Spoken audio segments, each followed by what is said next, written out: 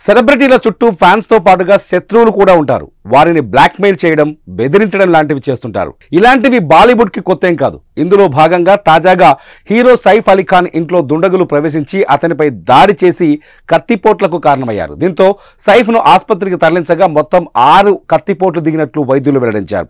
అంతేకాదు 2 సర్జరీలు నిర్వహించి కత్తి ముక్కను బయటకు తీసినట్లు సమాచారం. ప్రస్తుతం సైఫ్ అలీ ఖాన్ ఆరోగ్యం నిలకడగా ఉందని వైద్యులు తెలిపారు.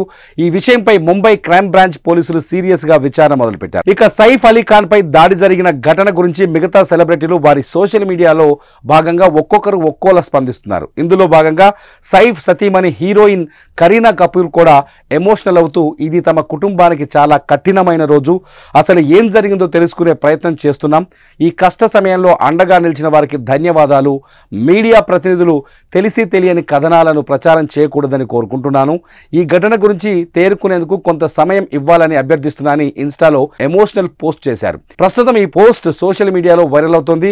ఇక నిన్న తెల్లవారుజామున 2:30 సైఫ్ అలీ ఖాన్ పై దాడి జరిగింది. సైఫ్ అతని కుటుంబ సభ్యులు నిద్రలో ఉండగా ఇంట్లోకి చొరబడిన దుండగుడు చోరీకి యత్నించాడు. సైఫ్ అడ్డుకునేందుకు ప్రయత్నించిన క్రమంలో అతనిపై దాడి చేసి పరారైనట్లు తెలుస్తోంది. కత్తిపోట్లకు గురైన సైఫ్ లీలావతి ఆసుపత్రిలో చికిత్స పొందుతున్నారు.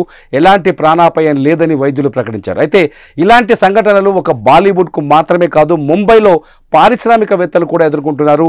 రిలయన్స్ ఇండస్ట్రీస్ అధినేత ముఖేష్ అంబానీకి ఒకసారి 20 కోట్లు ఇవ్వకపోతే నీ కుటుంబాన్ని చంపేస్తానని మెయిల్లో బెదిరింపు కూడా వచ్చినట్టు తెలుస్తోంది. ఈ వార్త కూడా అప్పట్లో సంచలనం సృష్టించింది. నిన్న మొన్నటి వరకు సల్మాన్ ఖాన్ కూడా బిష్నోయ్ గ్యాంగ్ చంపేస్తామని బెదిరించింది. తాజాగా సైఫ్ పై దాడి చేయడంతో ముంబై పోలీసులు అప్రమత్తమయ్యారు.